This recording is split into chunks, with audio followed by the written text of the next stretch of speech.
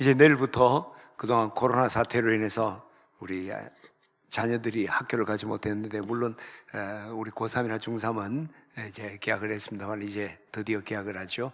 물론 온라인으로 우리가 개학을 하지만 어쨌든 우리가 자녀들이 또 이렇게 수업을 받을 수 있다는 것이 또 천만 다행인 것 같습니다.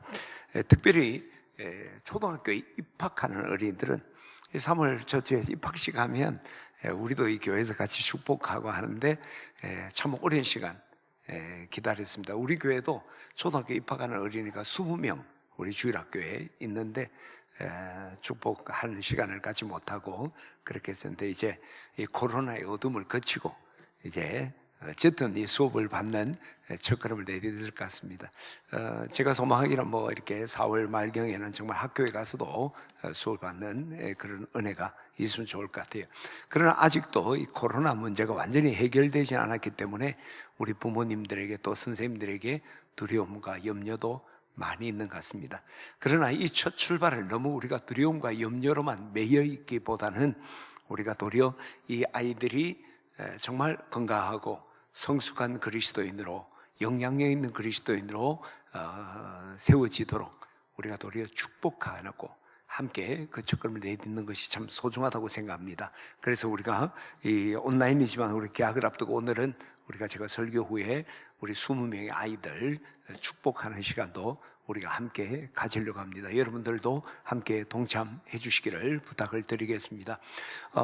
그런데 우리가 하나 기억해야 될 것은, 우리 자녀들이 학교를 간다, 또 우리 손주들이 학교를 간다고 해서 그들이 정말 성숙한 인격체가 되고 그리스도인이 되는 건 아니죠.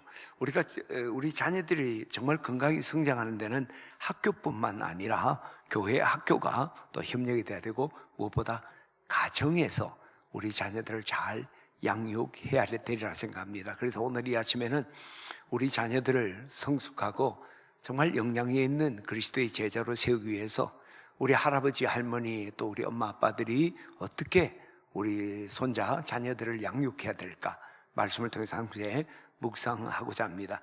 지금 우리가 3월 말에 이제 광야에서 만나를 먹는 또 주의를 지키는 것에 대한 말씀을 하는데, 조금 뒤로 가서 3월 첫 주에 설교하려던 것을 지금 계속 미뤄서 이제 아이들 개학을 마쳐서 출애굽기 4장 말씀에 이제 모세가 하나님께서 애굽으로 가라, 바로에게 가서 백성을 구원해내라는 말씀을 받고 이제 그가 애굽으로 떠나는데, 자기 아들들과 또 아내를 나귀에 태우고 손에는 하나님의 지팡이를 잡고 바로에게로 출발을 합니다. 그런데 가는 여정에 숙소에서 머물게 되는데, 그때 여호와께서 모세를 만나서 모세를 죽이려고 하는 거예요.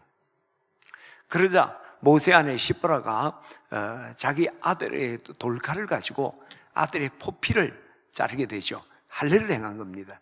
그리고 그것을 포피를 이제 남편의 발에 대면서 당신은 참 내게 피난편이로다 하니까 하나님께서 그 재앙을 거치게 하셨더라 하는 내용이 오늘 본문 내용이에요. 오늘 이 모세의 아들을 할례를 행하는 이 모습을 통해서 우리 부모들이, 또 우리 할아버지, 할머니들이 자녀, 손주들에게 어떻게 양육해야 되는가 하는 귀한 교훈이 여기에 담겨 있는 것 같습니다. 그래서 함께 묵상하고자 합니다. 지금 모세가 출애굽 바로에게로, 애굽으로 다시 돌아가는 것은 자기가 자발적인 의사가 아니었습니다. 하나님께서 강권하시니까 할 수 없이 이제 바로에게로 가고 있는 거죠. 그런데 그러니까 지금 자기는 하고 싶은 게 아니었지만 여호와께 순종해서 애굽으로 가고 있는데, 하나님께서 그 도중에 모세를 죽이려고 하는 거예요. 이게 조금 아이러니하잖아요. 왜 그러셨을까? 왜 모세를 죽이려고 했을까? 자, 우리 성경 오늘 본문 25절, 26절을 같이 한번 읽어보겠습니다. 시작. 시보라가 돌칼을 가져다가 그의 아들의 포피를 베어 그의 발에 갖다 대며 이르되 당신은 참으로 내게 피난편이로다 하니, 시작. 여호와께서 그를 놓아주시니라. 그때 시보라가 피난편을 함은 할례 때문이었더라. 자, 이 본문을 보게 되면 지금 하나님께서 모세를 죽이려 했던 것은 모세가 그 아들에게 할례를 행하지 않았던 것 때문입니다. 우리가 이 사건을 통해서 정말 중요한 진리를 하나 깨닫는 것은, 지금 이 모세는 위대한 출애굽 430년 동안 애굽의 노예살이하던 자기 백성을 구원해내는 겁니다. 모세 개인적으로도 80년간 준비했던 귀한 사역을 이제 시작하는 거예요. 정말 귀한 사역하죠. 그런데 그 첫 자리에 자기 아들의 할례 문제를 먼저 해결하라는 거예요. 여기서 우리 깨닫는 것은 아무리 위대한 사역이라도 가정으로부터 시작해야 된다 하는 거 우리가 기억해야 됩니다. 가정사역, 내 가정을 돌보는 일이 모든 사역의 첫 출발이 돼야 된다 하는 걸 오늘 여기서 우리에게 말해주는 것 같아요. 대학에 보게 되면 수신, 제가 이후에 지구 평천하라. 천하를 도모하려면 자신의 몸을 닦고 가정을 잘 다스려야 된다 그렇게 말씀하죠. 성경에도 디모데전서 3장 12절을 보게 되면 집사의 자격을 소개합니다. 집사의 자격만이 아니라 감독 또 뭐 다른 영적 지도 자격할 때도 동의 이야기하는 거죠. 집사가 될 사람들은 한 아내의 남편이 되어서 자녀와 자기 집을 잘 다스릴 자니라 그랬어요. 집사가 되어서 교회 일을 할 사람, 주님의 일을 할 사람들의 첫 자리는 가정을, 자기 자녀와 자기 집을 잘 다스려야 된다. 왜 그런가? 여러분, 우리가 주님의 착하고 충성된 종이 되는데 주님께서 우리에게 맡긴 사역의 첫 자리는 바로 가정을 돌보는 겁니다. 우리가 멀리서 가는 것이 아니죠. 복음도 예루살렘과 온 유대와 사마리아와 땅끝까지 하는 것처럼 하나님이 우리에게 위대한 사역, 오늘 모세에게 출애굽의 위대한 사역을 맡기는데 그 첫 임무가 가정을 잘 돌보는 것이다. 그리고 또 한 가지 중요한 것은 가정이 힘이 있어야지, 가정이 건강해야지 우리가 사역을 마음껏 감당. 건강한 가정에 건강한 교회가 있고 건강한 사회가 이루어질 수 있다는 것이죠. 우리가 세상 사람들도 그런 이야기 하잖아요. 집안이 편해야지 일이 잘 되지. 그치? 집안이 편해야 일이 잘 되지. 집안이 시끌시끌하면 무슨 일을 제대로 하겠느냐. 그리고 또 책망할 때 뭐라고 합니까? 집단속부터 잘해라. 너그 집단속부터 잘해라. 집으로부터 하라 말이죠. 내 집도 다스리지 못하는 사람이 어떻게 자기나 다른 일들을, 큰 일을 해내겠느냐. 그렇게 집이 힘이 있는데 무슨 힘으로, 어떤 원동력으로 그 일을 해내겠느냐 하는 거죠. 따라서 우리가 가정을 먼저 잘 돌보지 않으면 우리가 하나님의 착하고 충성된 종이 될 수도 없고 그 사역을 감당할 수도 없습니다. 착하고 충성된 종 첫 자리는 가정을 돌보는 거예요. 가정을 잘 돌보는 걸 보면서 야, 착하고 충성된다 한다는 거죠. 그리고 그 가정을 잘 돌보는 힘으로 또 가정의 동력으로 위대한 사역을 감당하게 되는 거죠. 그런데 그렇지 못하면 우리가 결코 그런 일을 감당할 수가 없다는 겁니다. 성경에 엘리 제사장에 대한 이야기가 나옵니다. 여러분, 엘리 제사장 하면 좀 부정적으로 생각하잖아요. 사실 엘리 제사장이 그렇게 못난 사람이 아니에요. 엘리 제사장은 이스라엘이 영적 혼란기에 제사장이었을 뿐만 아니라 40년간 하나님이 직접 사사로 세운 분이에요. 사사의 사사. 그 당시에 신정국가, 하나님이 직접 통치하기 때문에 왕이 없어요. 사사가 하나님의 대행의 역할을 하는 그게 사사예요. 엘리 제사장이 그런 일을 했습니다. 또한 성경에 보게 되면 이 한나가 아기를 갖고 싶어서 그렇게 소원하면서 눈물로 기도해요. 그때 한나에게 아이를 갖도록 축복했던 그 제사장이 엘리 제사장입니다. 자, 우리 성경 한번 볼까요? 사무엘상 1장 17절을 우리 같이 한번 보도록 하겠습니다. 자, 시작. 엘리가 대답하여 이르되 평안히 가라. 이스라엘 하나님이 내가 기도하여 구한 것을 허락하시기를 원하노라. 네 기도하는 걸 허락하기를 축복한다 하는 거죠. 이르되 당신의 여종이 당신에게 은혜 있기를 원하나이다 하고 가서 먹고 얼굴에 다시는 근심이 없더라. 엘리 제사장이 걱정하지 마라. 이제 아기를 갖게 될 거다. 그러니까 그동안 그렇게 수심이 있고 기도했던 한나의 얼굴이 싹 피면서 할렐루야 믿습니다 그랬다는 거죠. 자, 그 다음 절 볼까요? 시작.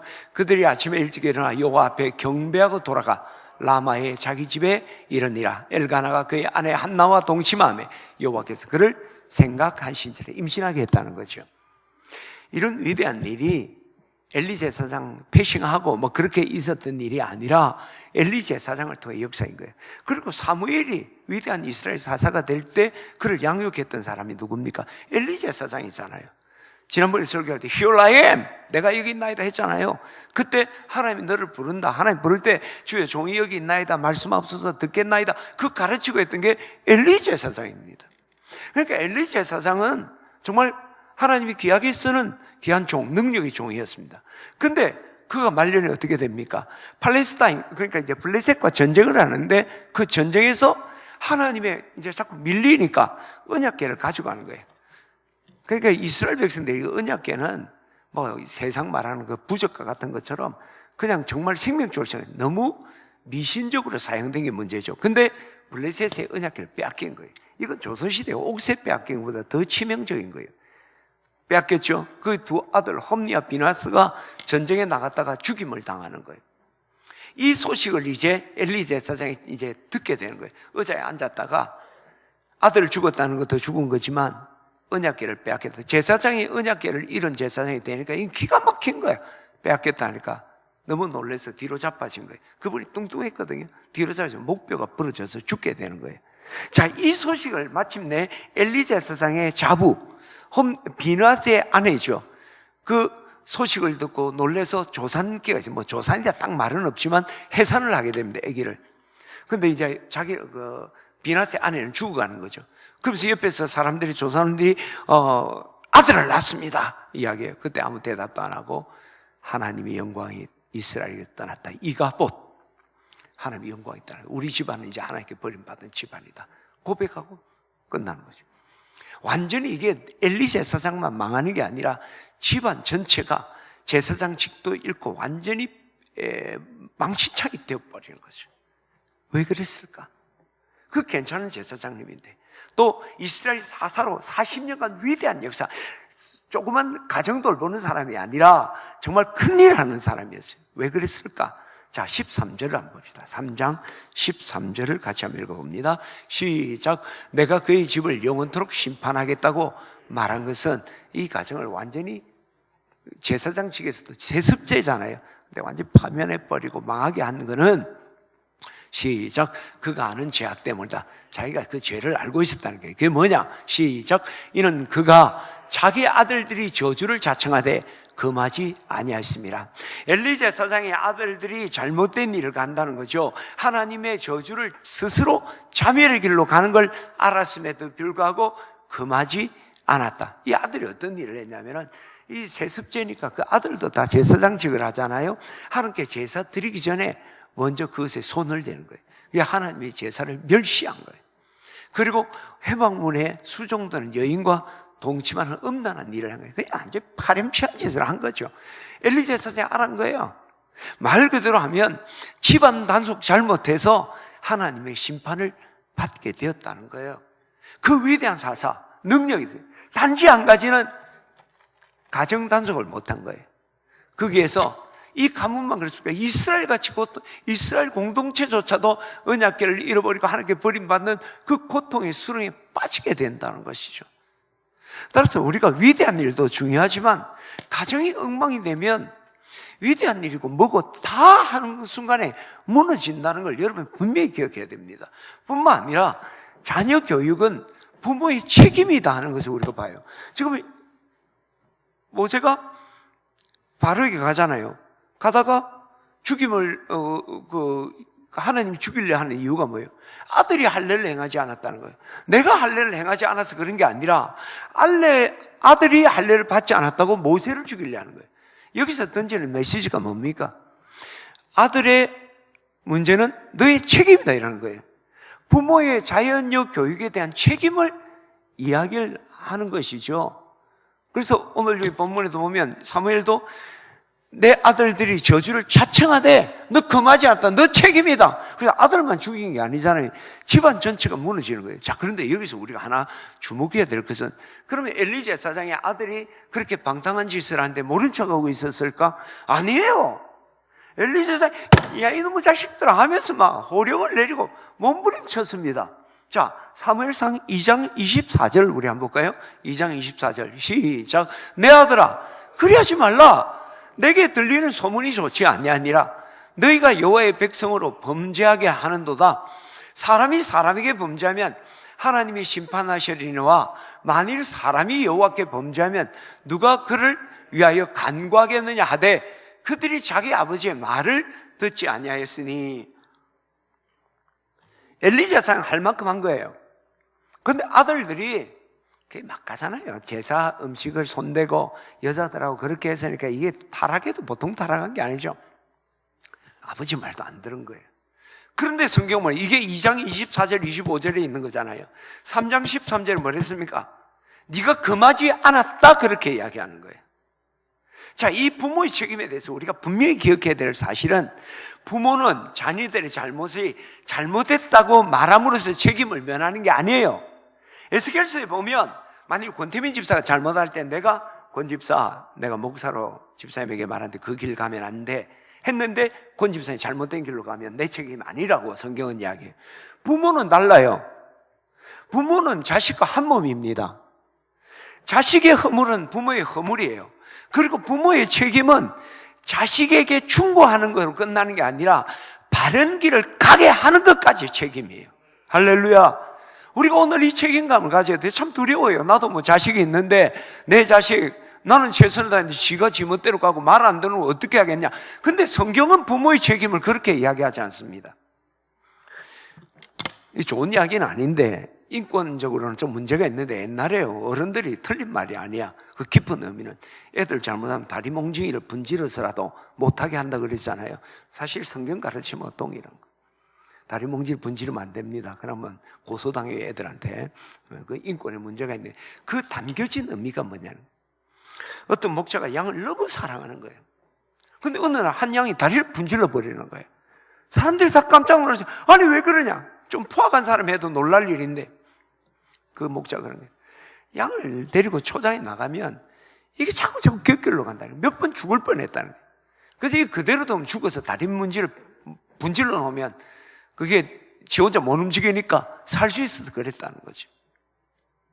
그 깊은 의미는 뭡니까? 책임이에요. 저는 오늘 우리 부모님들이 저부터 해서 이런 설교할 때 저부터 해서 얼마나 부담스럽겠습니까? 저부터 해서 우리가 이 자녀에게 충고를 했다. 내가 그렇게 했는데 저것들이 말 안 듣는다가 아니라 바른 길을 가게 하는 것까지 내 책임이고 자녀가 잘못하면 내 책임이잖아요. 그렇죠? 세상의 자녀들 문제 될 때 부모가 눈물을 흘리면서 부끄러워하잖아요. 내 책임이라는 거예요. 그런 책임감을 가져야 돼요. 그래서 오늘 우리가 이 모세가 애굽을 가는 걸 보면서 우리가 또 자녀들을 학교로 보내면서 여러분 늘 기억하십시오. 우리 자녀 교육의 첫 책임은 내게 있다. 그 책임은 그냥 내가 말을 했냐 아니라 바른 길 가게 하는 책임이 있다. 그러면서 우리 가정으로부터 여러분 정말 착하고 충성된 종, 하나님께 쓰임받는 하나님의 나라를 이루는 그 첫걸음을 내딛게 되기를 주의 이름으로 축원합니다. 그럼 우리가 자녀 교육에 해야 될 게 뭘까요? 오늘 이 본문에 보면 모세에게 하나님 요구한 거 뭐예요? 할례를 행하게 하라는 거예요. 할례를. 너희 자녀 할례받게 하라는 거죠. 모세가 그 책임을 유기한 거예요. 그래서 너 죽여버린다? 네 할례, 남의 8일 만에 해라 했는데 왜 안 했느냐? 하는 책임을 묻는 거죠. 근데 할례가 뭐냐면 하나님의 언약의 백성이라는 표예요. 할례를 받는다는 건 내가 하나님의 언약의 백성입니다. 내가 하나님의 언약의 백성답게 살겠습니다. 약속하고 고백하는 거예요. 그래서 그 하나님의 백성 만들어라는 거죠. 우리가 정말 그 할례, 하나님 백성 되려면 이 할례를 통해서 하나님 백성을 고백해야 되는 거예요. 오늘 우리도 마찬가지예요. 근데 오늘날 우리는 육체의 할례는 하는 게 아니에요. 로마서 2장 28절에 보면 무릇 표면적인 유대인이 유대인이 아니요 표면적인 육체의 할례가 아니다. 다만 이면적 유대인이 유대인이요 할례는 마음에 할지니라. 구약에는 할례, 오늘 하면 복용수술이에요. 그 할례를 행하는 걸 통해 내가 하나님의 언약의 백성임을 고백하고 또 다짐도 하는 거죠. 하나님 백성과 함께 살겠습니다. 그런데 오늘도 우리가 그 할례를 행했는데 마음의 할례를 하라는 거예요. 마음의 할례는 어떤 겁니까? 예수 그리스도께서 나를 위해 십자가에 죽으시고 3일 만에 부활하신 걸 인정하고 믿는 거예요. 영접하는 자, 곧 그 이름을 믿는 자, 영접한다는 것은 그 이름을 믿는다는 거예요. 예수님의 이름. 예수는 자기 백성을 그에 대해서 구원할 자라는 뜻이죠. 영접하는 자, 곧 그 이름을 믿는 자들에게는 하나님의 자녀가 되는 권세를 준다. 할례받은 백성이 된다는 거죠. 이런 혈통으로나 육정으로 나지 않고 오직 하나님께로서 난 자들이니라. 할렐루야. 우리의 진정한 할례는요, 우리가 믿음입니다. 예수 그리스도를 영접하는 거예요. 그때 우리가 마음에 할례받고, 그때 하나님의 백성과 그 하나님의 백성의 은혜 가운데 우리가 거하게 되는 거죠. 그것이 너희만이 아니라 너희 자녀에게도 그 마음의 할례를 받게 하라 하는 게 오늘 우리의 메시지예요. 오늘 우리 교육의 책임은 우리 자녀들이 예수님 만나 구원받게 하는 것이 내 부모에게 주어진 가장 소중한 거 첫 자리고 마지막 자리예요. 이거 안 되면 우리 아들 석박사가 되도록 우리 아들이 윤리도덕적으로 바른 길 가더라도 이거 안 되면 소용이 없다는 거죠. 이거 되게 하라 하는 것이 오늘 주님께서 우리에게 주시는 메시지예요. 그래서 오늘 우리 자녀들을 학교로 보내고 또 이제 한 5월쯤 되면 다 이제 좀 회복이 될 거예요. 저도 이제 직원들하고 하면서 5월 초부터는 우리 모든 예배를 이제 원상으로 다 회복하자 뭐 그런 이야기하고 지금 기도를 하는데 그렇게 회복될 거예요. 그러나 중요한 것은 이때에 정말 우리 자녀들이 예수님 만나지 못한다면 소용없잖아요. 예수 없는 인생 무엇을 할 수 있으며 잘 되면 잘 될수록 더 예수님 멀리 나가는데 이게 기가 막힌 거잖아요. 어릴 때 우리가 그 아이들을 예수님 믿게 해야 돼요. 그래서 오늘 여러분의 학교 온라인 수업 시작하기 전에 정말 여러분이 해야 될 것은 우리 자녀들 구원을 위해서 기도해야 됩니다. 아버지께서 이끌지 않으면 아무도 내게 올 수 없잖아요. 내가 우리 자녀 내 마음대로 우리 다 큰 아이들도 내 마음대로 되는 거 아니잖아요. 하나님 만져달라고 우리 기도하기를 바랍니다. 그리고 복음을 전해야 돼요. 듣지 못하면 믿지 못하잖아요. 복음을 전하고 그리고 그들을 구원의 자리에 초청해. 많은 이들이 복음 전하고 구원으로 초청하지 않습니다. 한국교회가 대표적인데 미국 침례교회 전통은요, 예배를 마치면 늘 초청을 합니다. 결단의 시간을 준다는 거죠. 이제 이 구원의 자리 복음 듣고 너희들이 이 복음의 자리로 나오라. 할렐루야. 이번 아이들 개학에 앞서서 먼저 복음 전하고 그 아이들을 믿음의 자리로 초청하게 되기를 축원합니다. 근데 우리가 이미 구원받은 자녀들은 거기서 머물면 안 되죠. 우리 자녀들 출산했다고 두는 거 아니잖아요. 출산하면 그 아이들이 건강하게 자라도록 해야죠. 그처럼 우리 자녀들이 복음으로 예수님 믿은 다음에는 그들이 성숙하고 거룩한 영향력을 끼치는 그리스도의 제자가 되도록 훈련하고 가르쳐야 됩니다. 할렐루야. 저는 오늘 우리 교우들이 구원받았다, 갑산부 구원에 머물면 안 돼요. 구원받은 게 아니라 그리스도의 제자가 돼야 됩니다. 성숙한 그리스도의 제자가 되도록 양육해야 될 줄 믿습니다. 그럼 어떻게 되느냐? 디모데전서 4장 4절 5절에 우리가 이 자녀들을 성숙한 그리스도의 제자, 영향력 있는 그리스도의 제자로 세우는 비결이 소개되죠. 디모데전서 4장 4절 5절 봅니다. 시작. 하나님께서 지으신 모든 것이 선함에 감사함으로 받으면 버릴 것이 없나니 하나님 말씀과 기도로 거룩하여짐이라. 하나님이 지으신 거 모든 것이 선하다. 하나님이 그걸 선포한 거예요. 음식에 관한 거예요. 모든 음식 내가 준 거니까 선하다고 말씀으로 선포한 거예요. 그것을 우리가 감사의 기도로 먹으면 모든 건 문제가 없다는 거예요. 근데 이것이 단순히 음식 문제만 이야기하는 게 아니에요. 하나님 우리를 어렵다 칭의 말씀을 주신 거예요. 그 말씀 붙잡고 또 그 주신 말씀대로 살아가며 기도로 하나님께 가까이 가면 거룩해진다, 성화된다는 말이에요. 우리가 정말 성숙한 그리스도인 되는 건 다른 데 있지 않습니다. 여러분이 몸부림치고 열심히 하고 뭐 어떻게 한다고 되는 게 아니라 성숙은 말씀과 기도로 다듬어지는 겁니다. 할렐루야. 여러분 자녀들에게 복음으로 우리 구원할 뿐만 아니라 말씀과 기도로 가르치고 훈련하게 되기를 주의 이름으로 축원합니다. 먼저 우리 자녀들에게 기도를 가르치고 훈련해야 됩니다. 요한 크리소스톰의 글을 같이 한번 읽어봅시다. 기도에 관한 글인데 참 우리 이게 도전이 되는 것 같아요. 길죠, 그죠? 시작.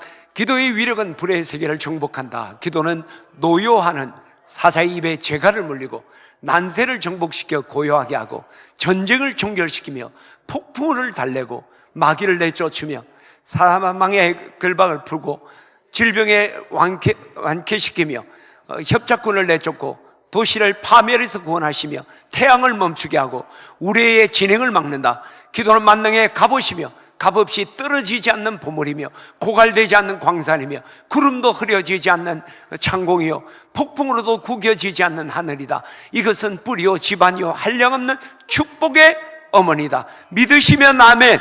이것은 단순히 그렇게 될 것이다 하는 것이 아니라 신앙의 고백이요, 내 인생에 폭풍이 올 때 기도가 그 폭풍을 그치겠다.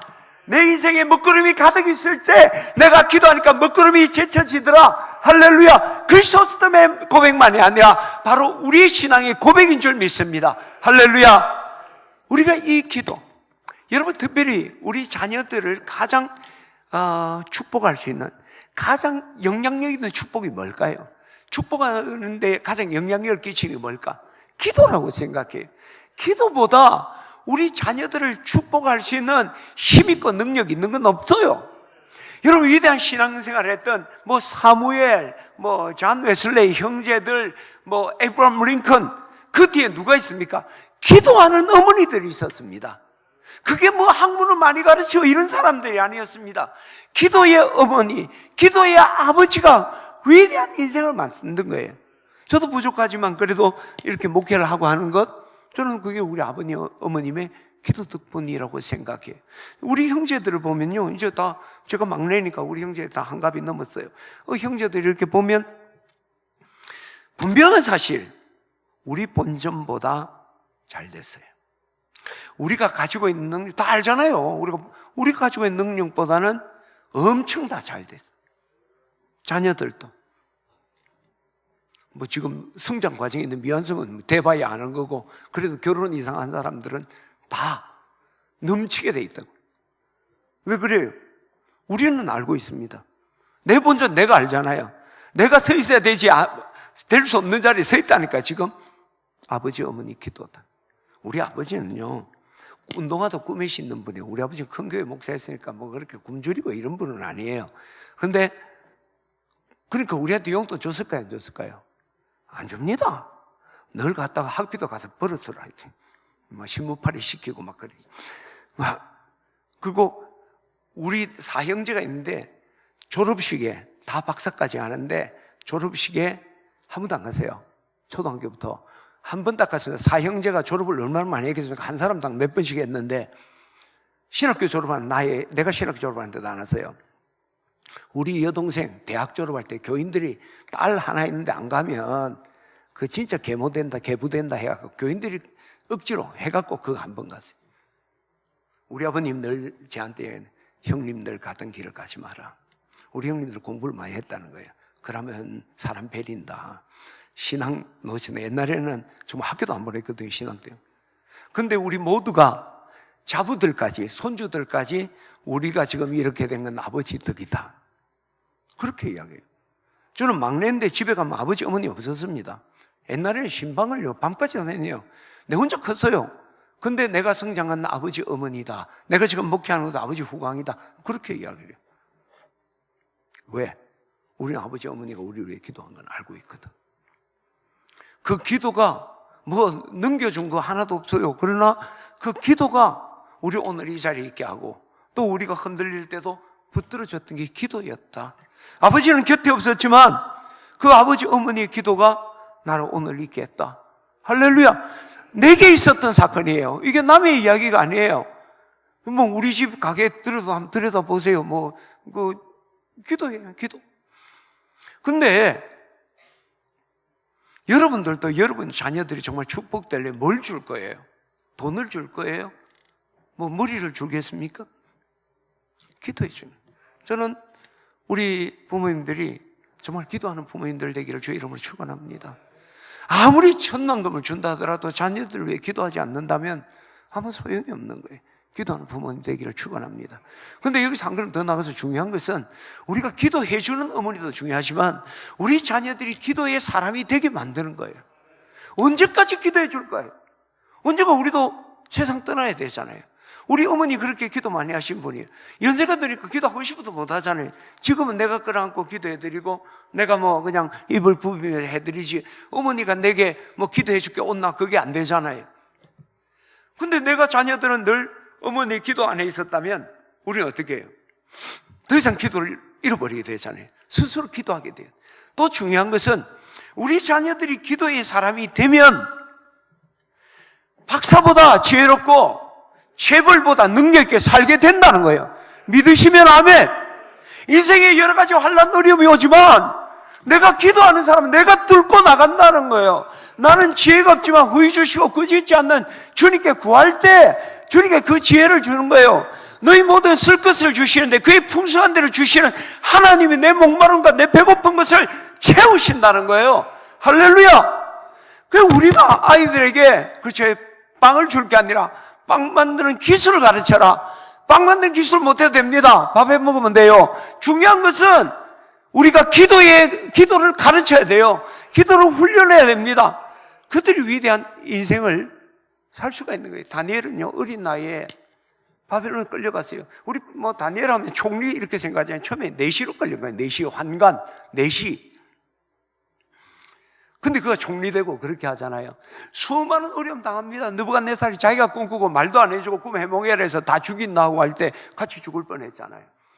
사자굴에 오늘 기도하면 사자굴에 던져넣는다 할 때. 근데 그 고비고비마다 이 사람은 어떻게 됩니까? 다니엘은 그 고비가 도리어 자기가 도약하는 기회가 돼요. 총리가 되고 으뜸이 되고 막 그렇게 된단 말이죠.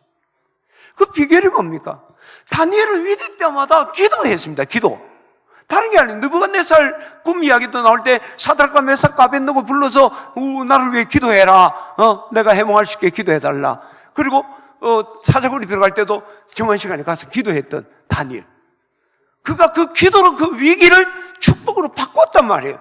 할렐루야. 우리 자녀들도 수많은 위기를 당합니다. 어려움 당합니다. 저도 수많은 위기를 당했어요. 그러나 지금 여기에서 힘있게 여러분의 복음을 전하는 것은 그 순간순간 기도가 내 마음을 위로하고 기도가 내게 힘을 주시고 기도가 나에게 지혜를 주고 기도가 동역자를 보내주시고 이기게 하신 거예요. 할렐루야. 그 기도의 사람을 만들어야 합니다. 그러면 다니엘이 어떻게 이 기도의 사람이 됐느냐? 다니엘은요, 자, 다니엘서 6장 10절을 우리 같이 한번 볼까요? 다니엘 6장 시작.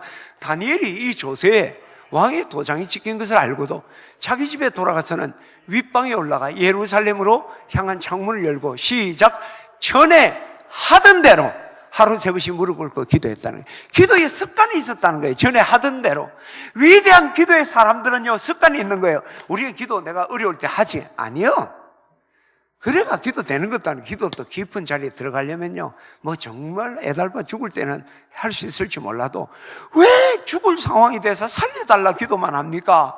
재앙이 가까이 오지 못하도록 해달라고 기도해야 될 거 아니에요. 할렐루야. 오늘 우리 장로님이 기도하실 때도 이 재앙이 내게 왔잖아요. 천인이 내 곁에 많이 우편에 내 곁에 엎드러지들지라도 이 재앙이 내게 가까이 오지 못하니 주의 사자가 내 모든 길을 지키게 하심이라. 할렐루야. 이것을 우리가 구해야 되죠. 그게 기도의 습관이 없는 사람은 잘 안 된다는 거예요. 습관을 심어야 돼요. 기도의 습관. 부정적인 의미의 습관이 아니라 거룩한 습관을. 다니엘. 근데 여러분, 이게요, 기도의 사람들 다 이 습관이에요. 예수님이 최후의 만찬하고 어디로 가십니까? 겟세마네 동산 감난산으로 가시잖아요. 가서 뭐 하셨죠? 기도했잖아요. 그때 가시더라 하면서 앞에 뭐라고 되어 있습니까?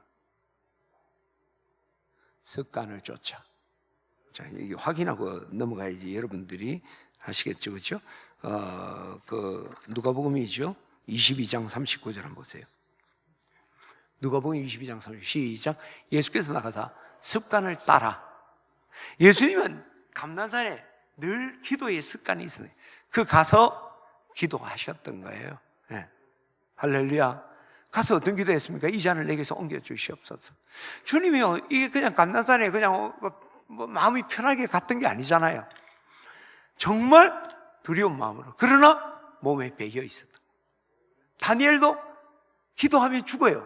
그럼에도 불구하고 그는 습관을 따라 기도의 자리로 나가요. 우리 자녀들이 이 기도의 습관을 심어. 여러분, 우리가 그런 습관을 가진 게 많습니다. 기도. 여러분, 밥 먹을 때마다 기도하잖아요. 대표적인 습관이라는 게, 여러분, 제가 식사 전에 대표 기도를 했어요. 그래서 식사가 딱 먹으면 어때요? 또 기도해요. 몸에 배에 있는 거예요. 그렇죠? 대표 기도 한 거예요, 식사 기도. 그래서 좀 한 5분 지나면 유효기간 지나는가? 한 5분 지나고 나면 다시 오면 다시 기도해요. 근데 나는 그 성령 해방제다 그래. 나도 그럴 때 많아요. 분명히 식사기도 대표로 했는데 음식 나오면 또 기도하는 거예요. 막 헷갈려. 기도의 몸이. 긍정적인 의미의 기도의 습관. 자, 기도의 습관을 심어주는 가장 좋은 방법은 뭘까요? 정해진 기도의 시간을 만들어주는 겁니다. 여러분 성경에 보면 다니엘도 보세요. 어떻게 했습니까? 전에 하던 대로 하루 3번씩 정규적인 기도 시간이 있어요. 베드로가 요한과 함께 성전 민문에서 지체장애인을 고치자니 그때도 뭐라고 합니까? 제9시 기도 시간에. 여러분 공통점은 뭐냐면 능력의 종들은 기도하는 사람들이었습니다. 그들은 기도의 습관이 있었습니다. 그 습관이 있었자니 정규적인 기도하는 시간을 갖고 있었습니다. 그것이 습관이 된 거예요. 여러분 자녀들을 정말 기도의 사람 만들고 여러분도 기도의 사람을 만들려면 정해진 기도의 시간이 있어야 됩니다. 그거 없이 되는 게 아니에요. 여러분 우리가 새벽기도 안 했잖아요. 지금은 온라인으로도 하지만 안 할 때 우리 기도하는 사람들은 새벽 그 시 되면 일어나요. 그 시간 넘어가면 허리 아파서 잠을 못 자요. 그 제가 뭐 세미나나 밖에 나가서 호텔에 좋은 침대 뭐 이 침대는 얼마짜리입니다 막 하면서 자요. 좋아. 근데 그 새벽 집회가 없는 그렇게 되면 새벽을 그냥 잘 때 있잖아요. 그 새벽을 놓치고 자면 그날 허리가 아파. 새벽에 일어나고 안 하면 허리 안 아파. 새벽 4시까지는 아무리 자도 허리가 안 아파. 내가 그래요. 뭐 여러분 그런지 안 그런지 모르는데 하여튼 새벽 5시를 넘어가는 순간 그 한 6시까지 자면 허리가 아파. 꼭 편하게 잤는데도 습관이죠.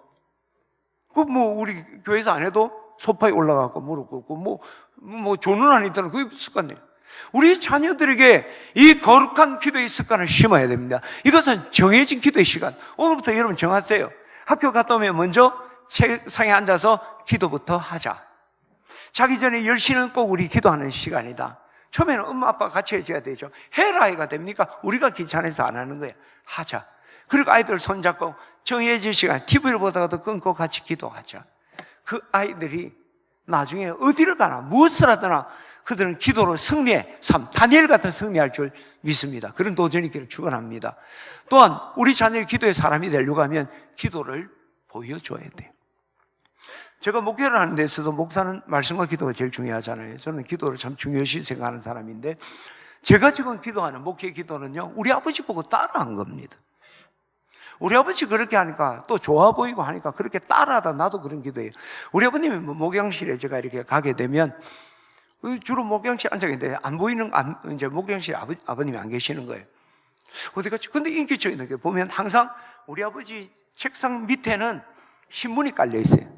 성경 읽다가 뭐 필이 오면 거기다 무릎 꿇고 문제가 생기면 뭐 전화를 받고 문제가 생기면 바로 그게 교회까지 내려오고 자시고 안 합니다. 산책하다가도 갑자기 벤치에 있으면 거기 앉아서 그 자리 즉시기도. 난 그걸 우리 아버지를 통해서 봤습니다. 나도 그래요.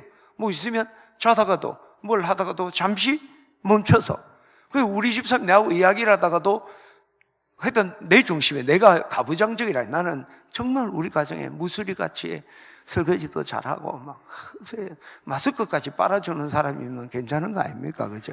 우리 마누라 마스크 빨아주고 양말도 빨아주는데 근데요 이 언어의 주도는 제가 합니다. 왜냐하면 제가 순간순간 묵상하고 기도할 때 우리 집사람이 인터셉하면 안 됩니다. 그러니까 내가 말 걸면 대답을 해야지 먼저 말 걸 이 에스더가 죽으면 죽으리라고 뭐 내한테 말 걸고 몰라도 그게 왜냐하면은 내 영적 흐름이 물론 이제 평일날 그런 건 아니죠. 그런 이야기를 하죠. 제가 뭐 가을에 항상 그 목회 기도 일주일 가잖아요. 그때는 절대로 우리 집사람이 가서 밥을 해주러 따라오지만 말 걸거나 먼저 하면 안 돼요. 그때는 내가 생각을 하고 묵상하는 시간이기 때문에 내가 말 걸면 대답을 하되 그게 우리의 약속이에요. 그게 이제 우리 아버지한테 배웠대요. 우리 아버지가 꼭 그러더라고. 제가 방언하고 제가 열정적으로 기도하는 거 우리 어머니한테 배웠어요. 우리 어머니 기도 그렇게 열정적이에요. 처음에는 흉내 냈지. 우리 교회 애들도 축도 흉내 많이 내요. 제 축도 뭐 똑같이 막 해요, 애들이. 그러다가 배운 거예요. 그게 나의 목회 기도예요. 근데 이걸 배우지 못한 사람들은 목회 기도라는 걸 이렇게 하는 게 참 어려워. 그냥 이러저러 기도하면 되겠지, 길게 하면 되겠지. 기도라는 게, 여러분 기도해보세요. 그에 대해서 다 잡생각하고 있지. 그게 기도를 어떤 식으로 해야 돼? 어떨 때는 자기 마음대로 기도를 해서 영적 깊은 자리에 가는 게 아니라 도리어 그냥 카타르시스 하는 거지. 그건 기도가 아니죠. 배워야 돼. 어떤 아이가 최근에 기도를 하니까 아빠가, 야, 태민아, 너 왜 요즘 기도하지 않느냐? 그러니까 태민이가 이야기를 하는 거예요. 아빠, 하나님 죽었는데 왜 기도해요? 이러는 거예요. 아니, 얘야, 하나님 왜 죽었니? 왜 죽었다고 생각하니? 최근에 아빠가 하나님과 대화하는 거 한 번도 못 봤으니까 아빠 하나님 죽은 거 아니에요. 애가 명철한 거예요. 여러분, 우리가 기도하지 않으니까 아이들이 기도하지 않는 겁니다. 왜 기도하지 않느냐? 말하지 마세요. 아이들이 기도하는 거 보면 그게 하는 건 줄 알아요. 우리는 그게 우리가 그렇게 살아가는 건 줄 알고 그렇게 해서 별로 어렵지 않게 그렇게 하는 거죠. 여러분들이 기도를 보여줘야 됩니다. 성숙한 기도, 정규적인 기도, 그걸 보여줄 때 자녀들도 그렇게 하는구나. 그리고 최소한 믿음이 있으면 나는 우리 아버지가 우리 어머니가 하는 게 좋아 보였다니까. 그렇게 하는 게 좋아 보였더라고요. 그래서 흉내냈어요, 처음에는.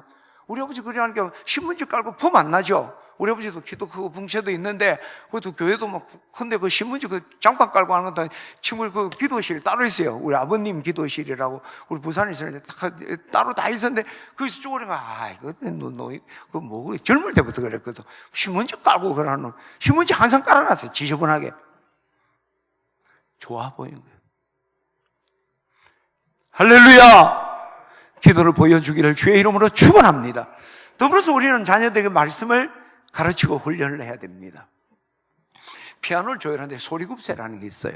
요즘은 디지털로도 합니다만은 음을 조절하는 거죠. 그 소리급세가 기준이 돼서 우리 신앙에도 기준이 뭘까? 신앙의 기준은 말씀입니다. 그렇잖아요. 우리 구원은 어려서부터 내가 성경을 알았나니 이 성경에 너로 말미암아 그리스도 예수 안에 있는 믿음으로 말미암아 구원에 이르는 지혜를 얻게 한다 그랬어요. 구원받는 복음의 지혜가 성경에 있는 거예요. 또한 주의 말씀은 내 발의 등이요 길이다, 빛이다. 우리 신앙의 기준이 말씀이 되는 거예요. 이 말씀이 우리가 영적으로 성장하게 또 하는 거예요. 갓난아이와 같이 순전하고 신령한 젖을 삼아라. 이는 너희로 구원에 이르도록 자라게 한다. 그거는 뭐예요? 구원은 잘하는 게 아니잖아요. 구원에 이르는 지혜를 얻게 하는 것은 복음이에요. 구원에 이르도록 자라게 하는 건 성화를 이야기하는 거예요.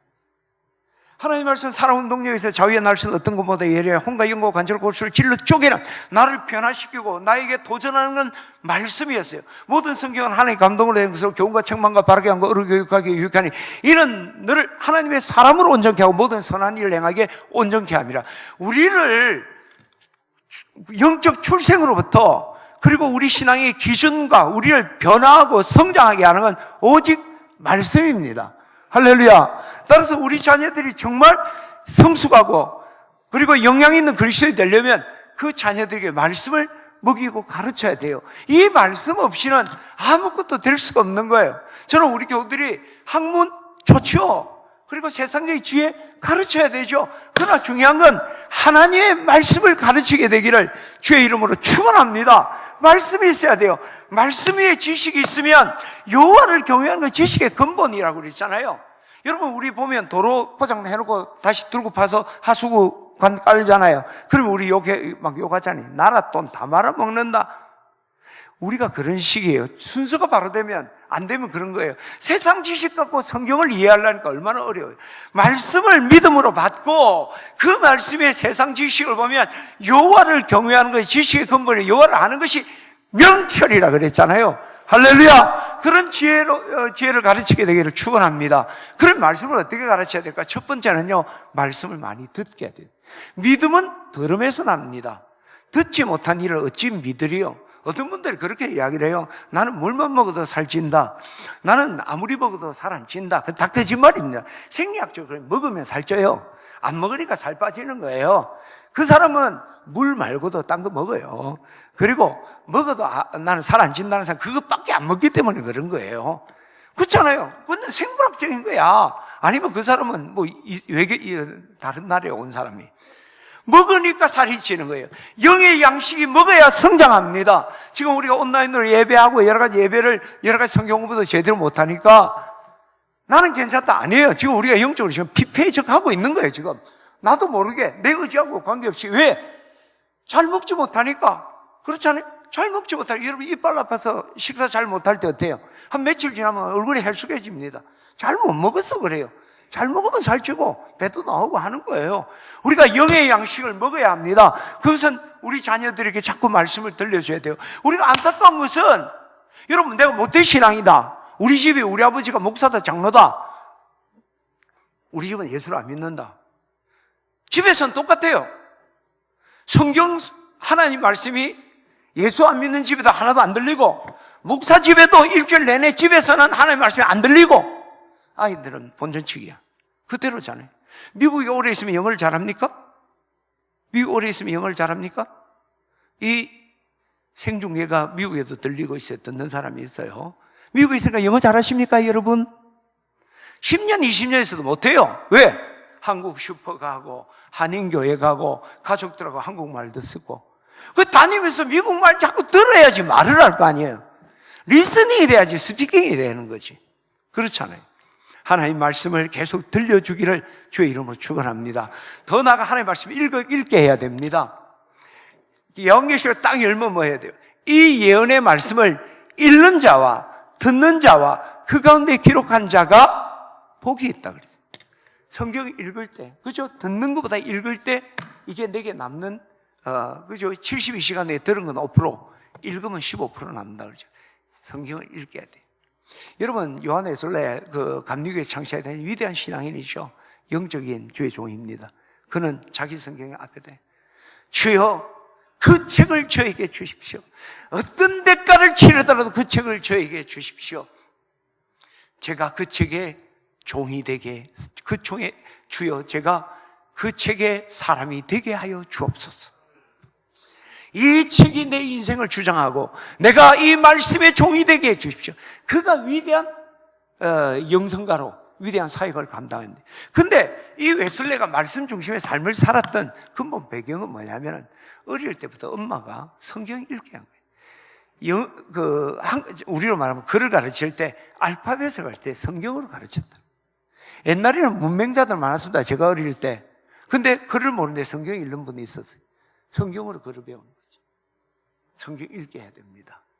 그 말씀을 읽는 자가 복이 있다, 능력이 있는 거. 어떤 할머니가 전도를 하는데 이 젊은이한테 전도를 하고 싶은데 잘 안 되는 거예요. 그래서 전도지를 하고, 여보게 젊은이, 내가 눈이 이게 침침한데 요거 좀 읽어주겠나?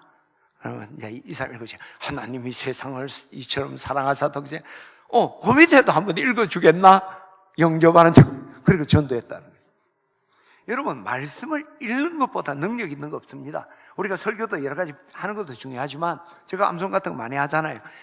말씀, 이 딕테이션, 하나님의 말씀을 직접 듣는 것, 읽게 하는 거 소중한 겁니다. 성경 읽게 합시다. 할렐루야. 교실에 읽는 시간을 꼭 여러분 하고요. 애들 구두 닦았다고 돈 두고 용돈 주고 그래 하지 마세요. 구두 닦기 시킬 건 아니잖아. 구두 닦기가 나쁘다는 건 아니에요. 성경 암송했을 때 용돈 주세요. 아이들이면. 그렇잖아요. 용돈 주는 거에 따라서 그 인생의 목표가 달라지는 거예요. 우리 큰아들은요, 옛날 꿈이 뭐냐면 쓰레기차 운전수 되는 거예요. 쓰레기차, 진짜. 왜 그러냐면은 옛날에 여자동 있을 때 쓰레기차 골목에 오면 우리 교회에서 쓰레기차를 돌려가요. 근데 그 딴 차보다 교회는 봉고 이런데 쓰레기차가 억석한 거예요. 결국 해군 쓰레기차 운전병 하다가 전역했습니다. 꿈이 이루어진다. 이 또한 이루어지리라. 진짜 쓰레기차 하다가 자기가 뭐 이렇게 장교 그 사령관 차 하라는데 쓰레기차 하겠다가 요 기계차 있잖아요. 결국은 꿈은 이루어졌습니다. 중요한 거는 아이들이 어릴 때부터 말씀을 우리가 읽도록 가르치고, 더 중요한 건 암송하는 거죠.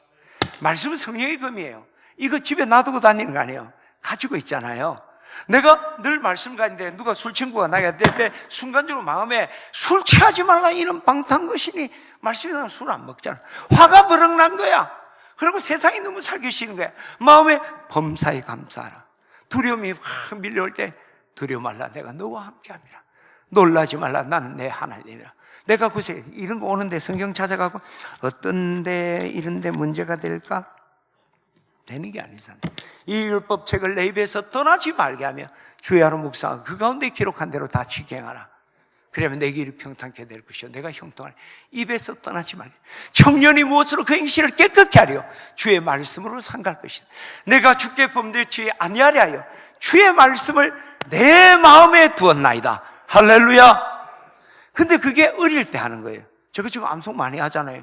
이게 나이 들어가 됩니까? 해보셔야 되는가? 나도 안 돼요.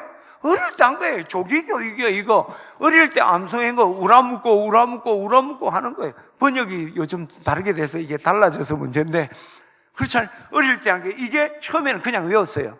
우리 아버지는 성구암송에 용돈 줍니다. 딴 거 성구암송 그러니까 하는 거예요. 우리도 우리 아들 조져가면서 이번에 비디오를 하나 보고 냈는데, 이제 보니까 애들 성구암송 시키는 거. 왜냐 할아버지한테 가려면 성구암송 훈련시켜 데려가야 돼. 그래야지 내가 칭찬을 받기 때문에. 근데 애가 이게 하는데 눈물을 젖었더라고. 그래서 보니까 그 비디오 사이에 뭐냐면은 잘 못 외우니까 조지고, 그 다음에 또 애우는데 카메라를 찍은 거예요. 눈물이 그치. 하나님의 뜻하면 이 뜻은 다 나간다. 암송 훈련해야 됩니다. 할렐루야. 그게 영원히 같이 가는 거예요. 정말 중요한 것은 자녀들이 하나님 말씀을 직접 듣게 해야 돼요. 들려진 말씀은 남의 말씀이에요.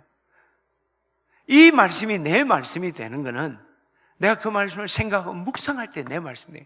여러분 히브리식 교육이 유명하잖아요.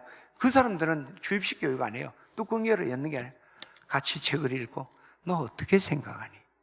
왜 그렇다고 생각하니? 생각이 깊어지고, 그리고 그 생각이 내 삶에 내가 발견한 진리니까 내 삶을 변화시키는, 정말 찔러 쪼개는 역사가 말씀에 있는 거예요. 할렐루야. 이제 우리가 자녀들에게, 여러분 집에서 같이 큐티 하세요. 옛날에 큐티 운동 많이 했죠. 작년에 큐티 하세요 하고, 어른 큐티하고 똑같아요. 뭐 하면서 읽고 난 뒤에 자, 내용 간단한 거예요. 모세가 어디로 가고 있었니? 모세를 왜 하나님 죽이려고 했지? 할례 때문에요. 할례가 뭐지? 물어보는 거예요. 그러면서 왜 아들이 할례를 받았는데 아버지를 죽이려고 했지? 하면서 내용을 좀 더 물어보는 거예요. 너는 할례에 대해서 어떻게 생각하니? 민호, 너는 예수님을 영접했니? 그러면 예수님을 영접하려면 어떻게 해야 될까? 그죠? 또 영접했으면 자, 이제 어떻게 살아야 될까? 말씀대로 살아야 되죠. 너 말씀을 그러면 읽고 듣기 위해서 어떻게 해야 될까? 내일 아침부터 한 장씩 읽을게요. 너 훌륭하게 되려면 매일매일 한 장씩 읽어야 된다. 하루에 3장을 읽으면 한 달에 1년에 한 권을 읽고, 한 번 찍으면 3년에 한 권이다. 그럼 사람이 된다. 읽을래 안 읽을래? 대답 안 해? 그러면 안 되죠. 스스로 그러면 자기가 깨달은 거지. 이게 히브리식 교회잖아요. 그래서 노벨상이 거기서 다 나오는 거 아닙니까? 이제 우리가 자녀들을 학교로 보냅니다. 학교만으로 되는 건 아니에요. 우리가 가정에서 교육해야 됩니다. 구원의 확신 심어 주십시다. 할렐루야. 복음 전하고 구원으로 초청하고, 자녀들을 기도에, 정규적인 기도의 시간에 기도의 습관을 심어 줍시다. 그리고 말씀의 사람이 되도록 듣고 읽고 암송하고 생각하는, 묵상하는 우리 자녀 만든다면 세상이 감당치 못할 위대한 신앙인, 정말 성숙하고 거룩한 영향력을 끼치는 그리스도의 제자가 될 줄 믿습니다. 이런 도전이 우리 온 교우들 가운데 있기를 주의 이름으로 축원합니다.